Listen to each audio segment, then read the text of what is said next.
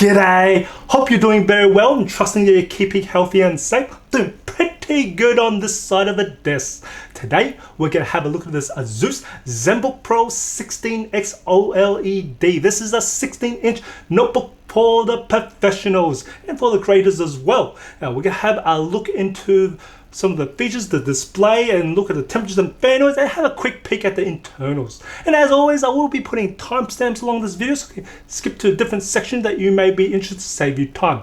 So let's not wasting time, let's get the show on the road. Looking at the ports, starting on the left hand side of the computer, we've got two Thunderbolt 4 ports, so they're USB Type-C. We also have a USB Type-A port, which is USB 3.2 Gen 2 port, and we also have the power port. Looking at the back, all we got is the exhaust vents. Looking right hand side, we got a full-size HDMI port, which is version 2.1. That's good to see because that's able to support those large size and fast monitors as well. We also have an audio combo jack and also a full-size SD card reader. Good to see Asus have put a full-size SD card reader for all those creators.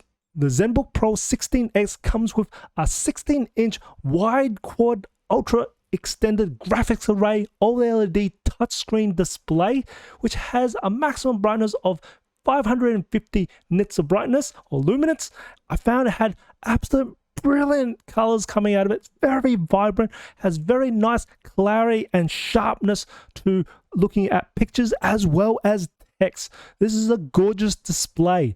Measuring the color gamut coverage of the wide quad ultra extended graphics array or the 4K display, it resulted with 100% sRGB coverage, 95.2% Adobe RGB coverage, and 98.8% DCI-P3 coverage. This is extremely high, and this is absolutely perfect for photo and video editing. The display has a glossy finish, and I tested this display outdoors thinking that it may actually fail and have a lot of issues with all the reflection from a glossy display, but when I worked in the direct sunlight, I did not have any issues consuming multimedia and also working on documents. The colors, the sharpness, and also the brightness was able to overcome the reflections from this glossy display. Absolute fantastic. So I did not have any issues working outdoors with this beautiful OLED display.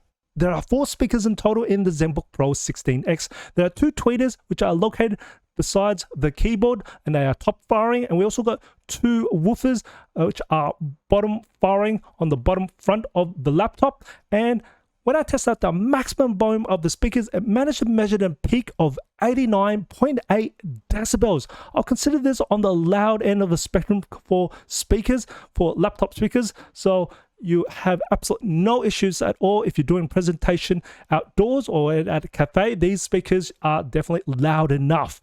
As for sound quality of speakers, in this department, it did not disappoint at all. We got loads of bass, nice depth in the bass as well. It does get to that punchy, nice low end of the bass, and we had very nice, strong mids and highs. It's very well balanced between the high, mids, and lows. I've got beautiful acoustics and absolute great clarity from the bass, and it did not distort even when it was at its maximum volume.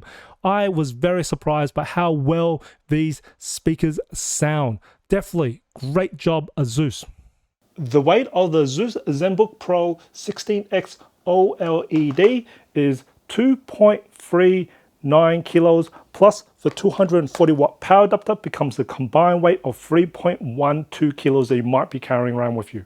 Zenbook Pro 16X comes with a 96 watt hour battery, and I managed to get 8 hours and 6 minutes for the modern office battery life test in PC Mark 10, 1 hour and 38 minutes for gaming, and 8 hours and 34 minutes for video playback on the Procom battery life test. All the tests were performed with the screen brightness set to 200 nits of brightness. I'm going to share my experience of the keyboard, the touchpad, and also the Asus Dial. I'm going to start off with the touchpad first, as I wanted to give you a heads up on something that you may see throughout this demonstration of the inputs on this Zenbook Pro 16X. The touchpad is a large trackpad, does occupy a bit of space on the palm rest and has pushed the keyboard just a little up than normal.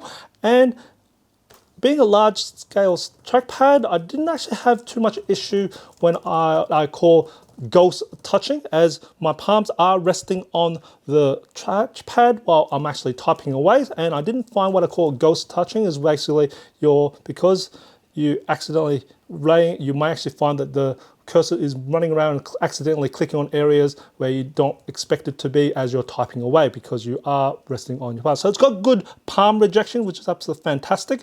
Now, I do like another feature of this touchpad is it's also got a number pad, or what I call calculator number pad, that's hidden underneath, which is I actually love. And it's just top right hand corner, you can actually make it appear and disappear, which is absolutely great. Now, it is a haptic touchpad.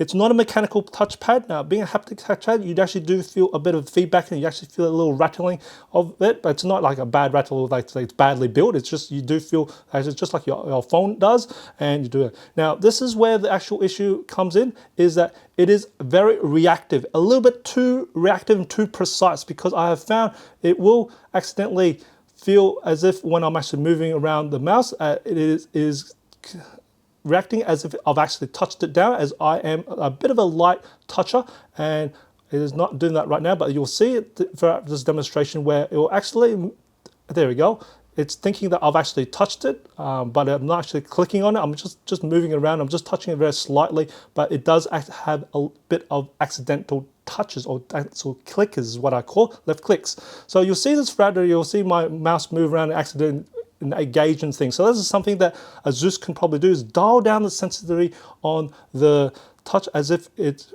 mistaken I've actually touched something. So it would be nice if I just give it a nice bit of a touch rather than actually very active. So if I'm just very light, you'll see this move around.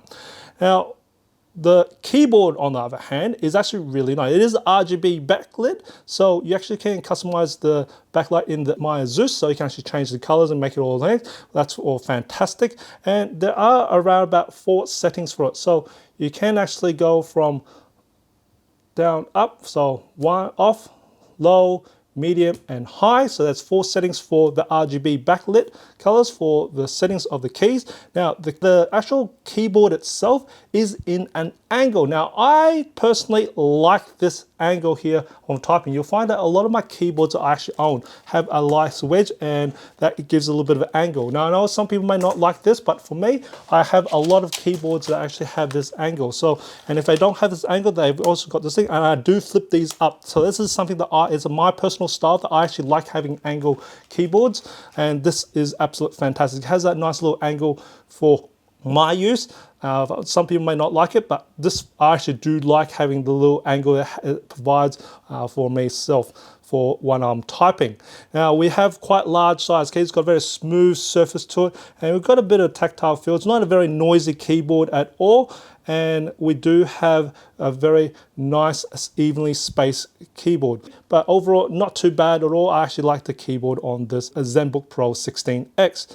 I'm going to now cover about the Asus Dial. Now, there is a nice little Asus Dial here. Now, this Asus Dial you can customize, and pretty much it helps with a lot of applications. It also has a system where you can actually change the volume if you really want. It is a glass, and there's a mechanical button on the middle that just like pretty much as a one mechanical button. It is actually really smooth and feels really nice.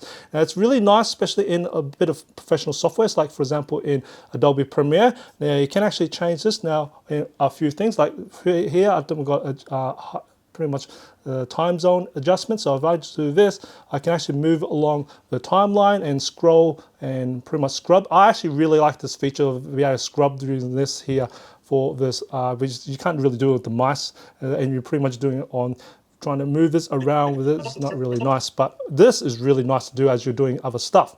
And of course, you can actually change the different heights as well, zooming in. There is a few features you can do. Now, one of the things I do like to see on, for example, on Adobe Premiere is actually having to be able to customize some of these. So if you go down to, I'm just going to go down to Premiere, if I can go show in Premiere, there's not really that much functions, built-in functions. It would be nice if we can actually do things like, for example, if I just hover over here and then tell the Asus Dial to actually scroll this really nicely on each one, that would be fantastic. I really would like to see if they could do something like that, or be able to customize some of these extra features that you may use, like for example here in exposure, or if you're that's for those who actually run color correction, that'll be absolutely great. Or if those who actually do auto, it'll be absolutely fantastic to be able to actually customize some of these really in-depth features that you can actually do and have this reactive to here, as I just could not find that in this Pro Art Creative Hub. I could not actually add some of these nice little single functions or just these little things where I can actually use this nice little scroll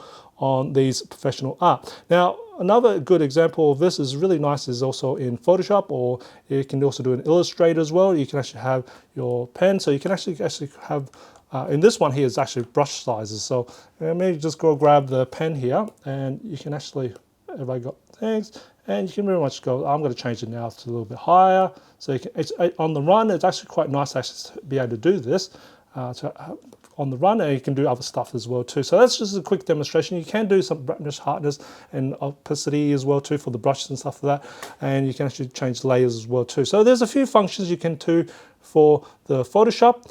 And of course, there's also has support for After Effects and DaVinci Resolve and Illustrator, of course. Now, we're going to have a talk about the positioning of where this Asus Dial is.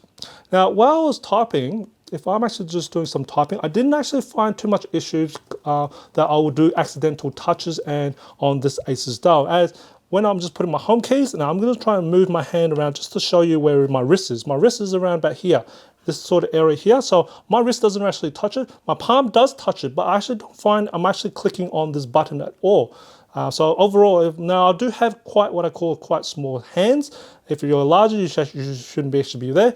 But one of the things I do notice is that you do need to take your hand off this side here to actually then try and use this Asus Dial, especially in professional softwares. You pretty much you can't really do the shortcuts while you're doing this, whereas some of the other Zenbook, you can actually, where the Asus Dial or the Creative Suite is actually up here, where you can actually do other typing and run the things here. So that's something that is different on this. So the location is, I don't accidentally touch it. If I do, it's very, very rare that I actually accidentally touch it when I'm typing. I don't really find I've actually had an issue on accidental touches on this. But as it's very smooth. I just like to see more customization, or Asus can actually put a little bit more built-in functions on the customization on the Asus Dial. And I think that will be overall for all the other ones that actually have this Asus Dial. So overall, I like this Asus Dial, and I like the idea of it, as I have come from a Mac and I have used the one with the touchpad. I didn't like that touch bar at all, as that was really didn't have a feedback, whereas this does have a little bit of feedback, which is actually quite nice in terms of having that mechanical button there. It doesn't give you feedback on when you're doing scroll, but that's not too bad. But that one on the MacBooks, when it's actually touch bar at the top there, it was just, you really had to take your eyes off that to actually get to it, whereas this one, you actually can feel it straight away, and then you can move it. So I really like having this Asus Dial and using it. This is recording from the 1080p webcam from the Zenbook Pro 16X. This is the video, the audio, unedited, can hear and see what the quality of the webcam is like. Now, kudos to Asus for putting a 1080p webcam in this beautiful Zenbook Pro. And it's good to see the knowledge we're in 2022, because we're doing more video conferencing, and we put a nice high-def webcam.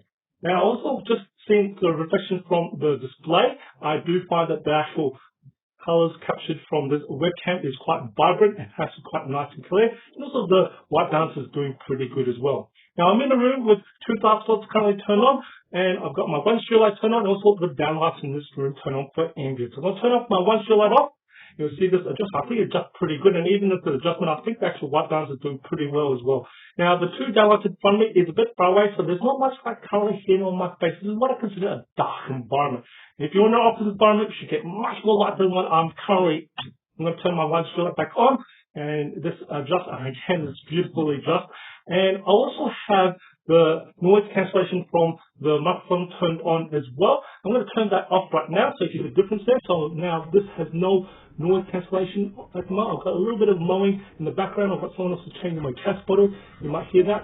And I'm going to actually turn on the noise cancellation back on. Now, noise cancellation is back on, and see how that goes. Definitely love to hear what your thoughts of this webcam. Put a comment below. Let's have the temperatures and fan noise. When I took my measurement, the ambient temperature in the room was 21 degrees Celsius and the ambient room noise measured in at 35 decibels.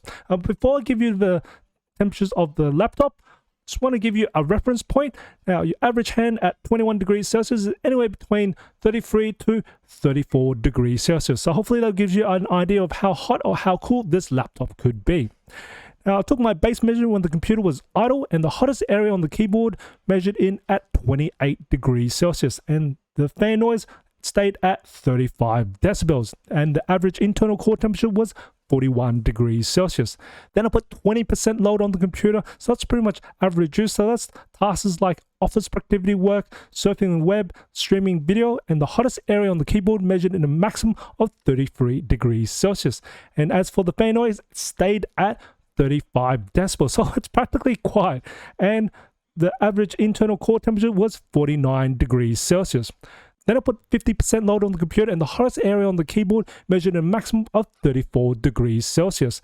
And as for the fan noise, it spun all the way up to a maximum of 37 decibels. And the average internal core temperature was 65 degrees Celsius. Then I put 100% load on the computer, and the hottest area on the computer measured a maximum of 36 degrees Celsius. And as for the fan noise, hit a maximum of 42 decibels, and the average internal core temperature was 75 degrees Celsius.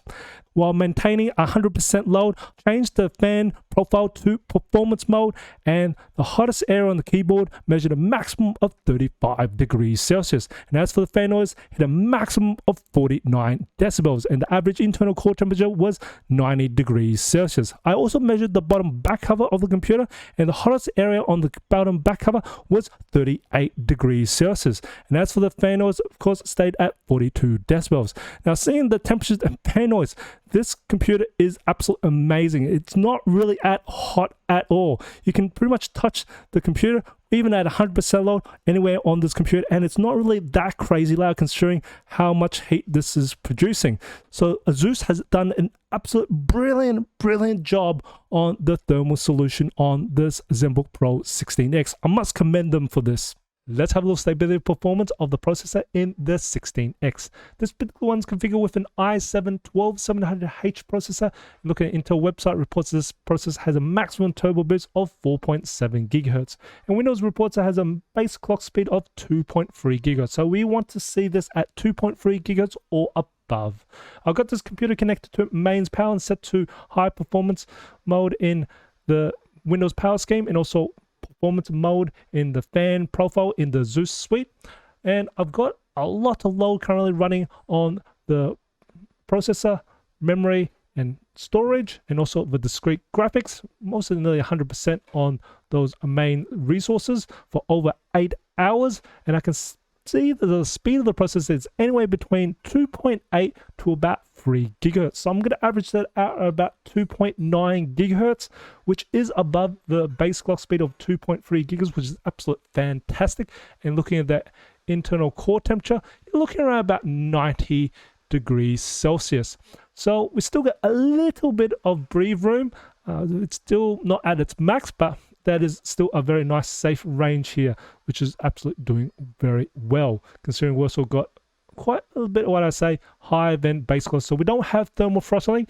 We do have a bit of turbo throttling, but that's expected as that's more for burst speed for the turbo boost. Look at the performance. Here's the results of the benchmarks performed on the Zenbook Pro 16X.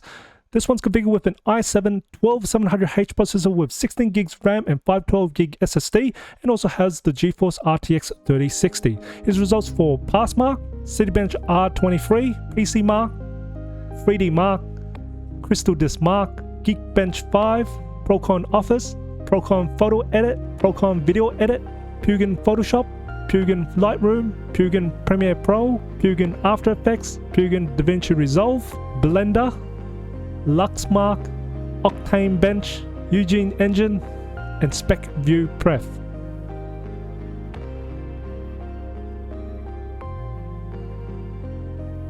And some gaming benchmark like Far Cry 6, Cyberpunk 2077,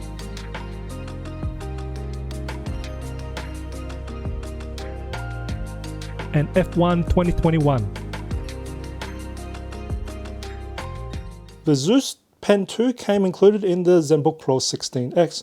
As this pen is a large pen and it is a circular all the way through, and it is also rechargeable. Now on the very top, you just pull it out, you'll see it unhides the nice little hidden USB-C port, which you can actually recharge this digital stylus.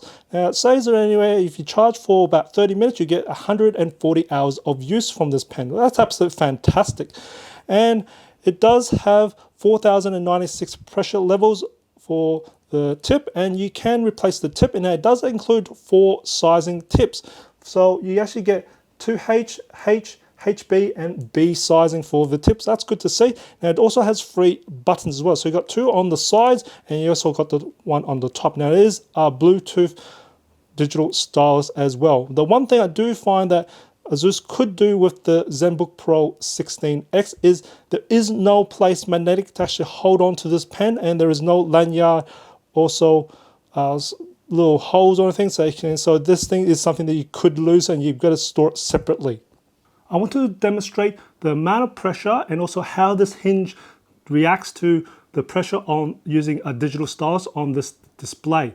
So I'm going to put a medium amount of pressure while I'm still writing on this display, and it's able to handle that at the moment. I'm going to put my hand on it, and you see it does move the hinge a little to more open, and that's still quite, about what I say, medium. It's not light, it's about a medium amount of pressure on the display. Now I'm going to put a lot of pressure. Okay, now that's quite a bit of pressure. Now I'm going to put a lot of pressure until this thing pretty much lifts up on the ground. So that's a lot of pressure. You see, I actually even tapped this quite a bit for this thing to actually move across. So this amount of pressure I would not be using on the display. Now I'm just going to do some writing with my hand on the display and putting a bit of weight on the display while I'm at it. And that's still holding quite happy with actually lifting the bottom of this display. Now, I said, just even putting quite a bit of pressure. Now, I'm putting a lot of pressure to write on this, and it's just barely lifting it, but that's a lot. I wouldn't even do this on a piece of paper. That's what I'm trying to say.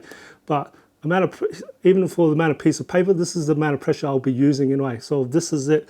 So I'm thinking at the moment, the hinge on the amount of balance for this laptop, especially with the stylus, is doing pretty well. So let's perform the line jitter test. Now, I'm going to draw some diagonal lines with one palm touching the display. Now, I am not a digital artist, so I'm going to do my best to do straight lines. And at the moment, from what I see and feel, it's actually doing pretty good. It doesn't have too much jittering. And I'm going to put a second hand on this to see how this goes. So quite a bit of fingers touching the display and see how that rejects. It's actually rejecting pretty good. It hasn't really affected too much on that. I'm again going to do one hand on horizontal. Sorry, I've just lost my hand gripped a little bit because my hand is a little bit moist. And that's looking pretty good as well. Just do some fast lines. That's pretty good as well. I'm just going to do some swirls. Try my best to keep this consistent. Now my hand's not touching the display, and this one with my hand touching the display. That's pretty good. I'm just going to test the parallax, so I'm just going to do this fast, slow. There is a bit of parallax behind. There's quite a bit of lag in between, but it is quite reactive, but there is a bit of parallax there. The pen does have pressure sensitive, so this is light, heavy, light, heavy, light, heavy. And I'm just going to do some quick writing.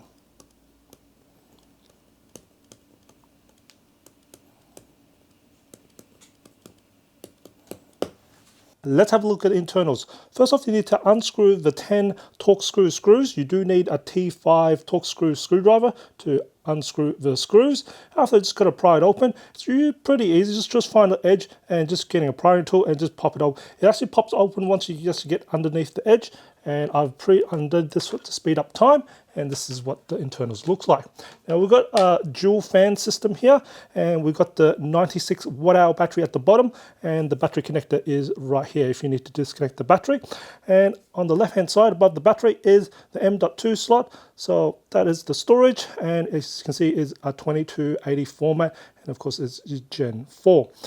And then the memory or the RAM, it is soldered to the system board, so you can't upgrade that later. And on the right hand side above this battery connector is the Wi-Fi Bluetooth module. Overall, the Asus Zenbook Pro 16X is definitely made for the creator and the working professional. It's got this beautiful, gorgeous, superior display which has very high and accurate color reproduction, and also has very vibrant, and clarity is great, and it has a very nice brightness. Definitely a highlight on this Zenbook Pro 16X display. Also has some very nice usability features and functions, like for example this raised angle keyboard, which also helps with the temperatures, and definitely those temperatures are very nice considering that you don't really feel that because of this raised keyboard. And it has very good ergonomics that I find for typing for this angle keyboard. And of course, like I said, very good temperatures, and the performance does match with it. And we also have a nice Asus Dial, which is really nice to use for some of the professional software, especially the creators in the video and photo editing department. And also we have pen support, which did very well in the Jitter test, and it's also rechargeable. It's seen that the USB-C on the Asus Pen too. And the speakers, these are high quality sounding speakers. The sound quality is so good. I'll consider this laptop in the top 3 Windows laptop that I've actually tested on this channel. That's how good the sound quality I find for it. It can even rival the Apple MacBook speakers. That is very decent speakers there for sure. And we got good port selection. And the only drama I'm a little bit concerned I have is the touchpad. Now, it's nice to see the Asus is trying out this being the very first haptic tap tag, but it is a bit too sensitive. Funny that I'm saying that it's too sensitive. It's just too sensitive that on the light touches that it can be mistaken for left clicks. But I think this can be easily fixed with a firmware update. But else, I can definitely recommend the Zenbook Pro 16X to any creator or working professional. Now, I hope you find this video informative or enjoyed it. If you did, even support my channel, smash that like button for me. If you haven't already subscribed to my channel, hit that subscribe button on the screen. I do try to upload a new video every week. And if you can support me further, I also have membership by clicking that join button. And as always, imperfections in life makes it beautiful and interesting. And I'll see you next video.